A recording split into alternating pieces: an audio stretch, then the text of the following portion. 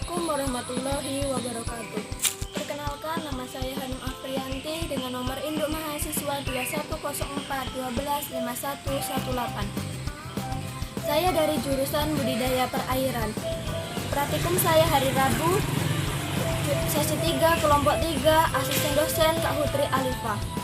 Baiklah, saya di sini akan menjelaskan tentang parameter kualitas air.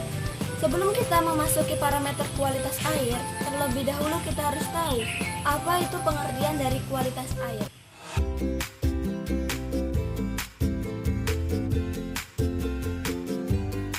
Kualitas air adalah suatu kondisi kualitatif air yang diukur atau diuji berdasarkan parameter dan metode tertentu sesuai peraturan perundang-undangan yang berlaku.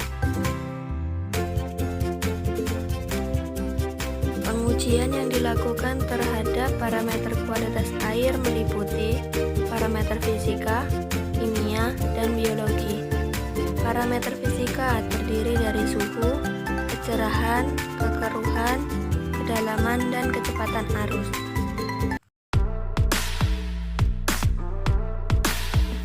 Suhu adalah besaran yang menyatakan panas atau dinginnya suatu benda. Alat yang digunakan suhu adalah termometer air. Di sini saya akan mempraktekkan cara memakai termometer air. Saya menggunakan termometer air yaitu dengan mencelupkan ujung termometer ke dalam air dan tunggu selama beberapa menit, kurang lebih 1 menit.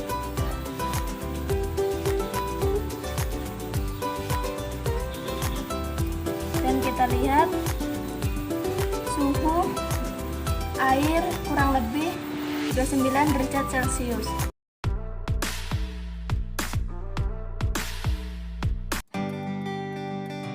Kecerahan adalah ukuran transparasi perairan yang diamati secara visual. Alat yang digunakan dalam kecerahan adalah seci disk. Adapun prosedur pengukuran kecerahan yaitu pinggan seci diturunkan ke dalam perairan sampai tidak kelihatan. Buat penanda pada tali agar dapat dicatat berapa jarak dari permukaan perairan sampai pinggan seci tidak terlihat. Dikurangi jarak mata peneliti dengan permukaan perairan. Ini dinamakan jarak hilang. Kemudian pinggan seci ditarik sampai pinggan seci kelihatan dan diberi tanda. Selanjutnya diukur jarak tali atau jarak tampak. Kemudian nilai yang telah diperoleh yakni nilai jarak tampak dijumlahkan dengan nilai jarak hilang dan dibagi 2. Hasil pengukuran kedua nilai jarak tersebut merupakan nilai kecerahan yang dinyatakan dalam satuan sentimeter. Rumus menghitung kecerahan yaitu jarak hilang tambah jarak tampak dibagi 2.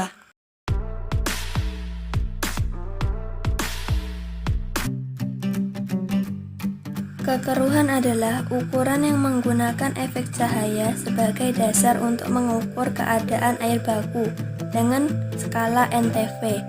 Alat yang digunakan dalam kekeruhan adalah turbidimeter.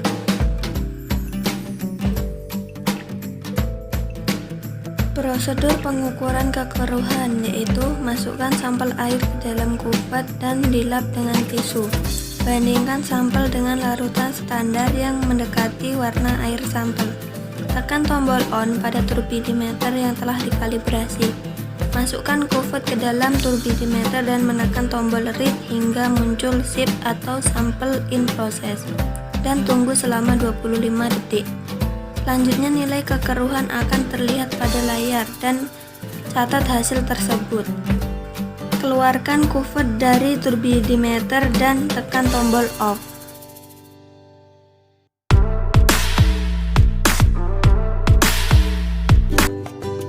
Cara mengukur kedalaman yaitu dengan menggunakan pemberat dan meteran. Adapun cara penggunaannya yaitu memasukkan pemberat yang telah diikatkan pada tali ke dalam perairan hingga dasar perairan.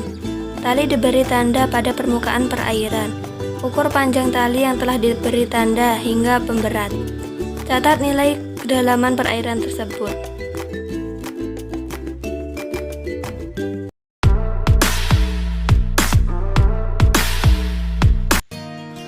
Kecepatan arus adalah suatu gerakan air yang mengakibatkan perpindahan horizontal dan vertikal massa air. Adapun prosedur kecepatan arus secara manual, yaitu menentukan titik, misalnya titik A, di mana botol akan dilepaskan. Mengukur jarak yang akan ditempuh oleh botol, misalnya 5 meter, serta menentukan titik, misalnya titik B, tempat di mana botol berhenti. Melepaskan botol ke dalam badan air yang berarus, serta menghitung waktu yang ditempuh oleh botol dengan menggunakan stopwatch. Rumus kecepatan arus adalah jarak tempuh dibagi waktu XL kali 25.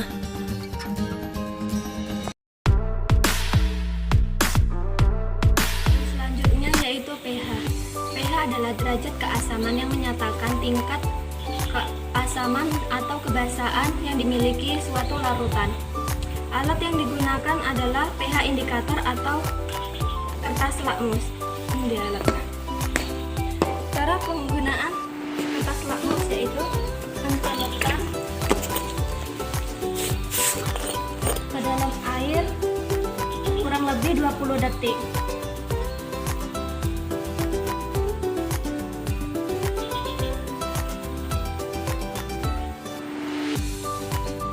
Sesudah itu kita angkat dan kita tunggu sampai kita lihat ukurannya.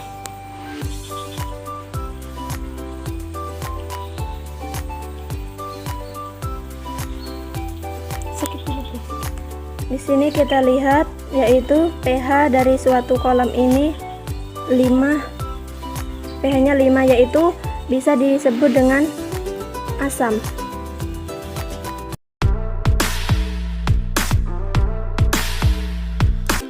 Oksigen terlarut adalah jumlah gas oksigen yang terlarut di dalam air. Adapun prosedur kerja pengamatan oksigen terlarut. Masukkan air sampel ke dalam botol BOD tanpa gelembung udara. Kemudian tutup botol BOD saat masih di dalam air agar udara tidak masuk ke dalam botol, sehingga tidak terjadi bubbling.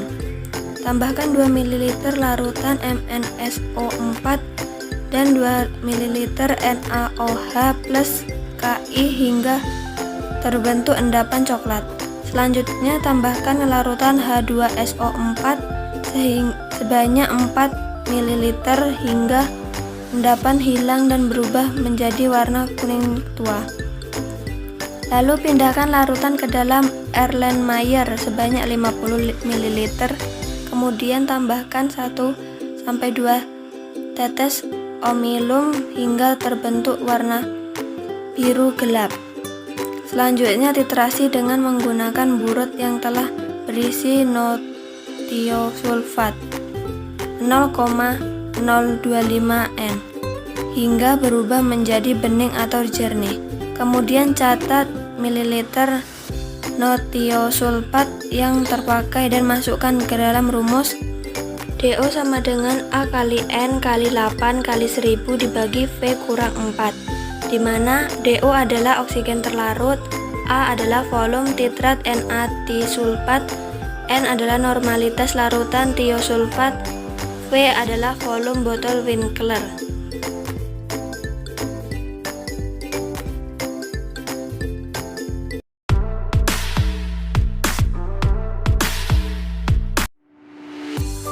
Karbon dioksida bebas atau CO2 adalah sejenis senyawa kimia yang terdiri dari 2 atom oksigen yang terikat secara kovalen dengan sebuah atom karbon.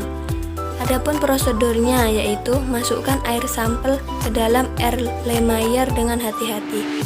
Sedapat mungkin kurangi pengaruh aerasi. Tambahkan 2-3 tetes indikator planealin. Jika muncul warna pink maka titrasi tidak bisa dilanjutkan. Namun sebaliknya, jika tidak ada perubahan warna, maka dilakukan titrasi dengan menggunakan burat yang telah berisi larutan Na2CO3 hingga berubah menjadi warna pink. Catat mililiter titrasi larutan Na2CO3 yang telah digunakan dan masukkan ke dalam rumus.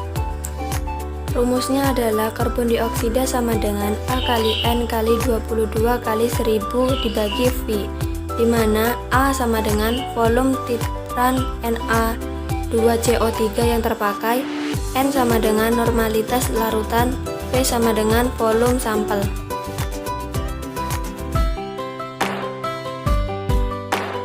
Sekian dari saya, maaf bila ada salah kata saya dalam menjelaskan.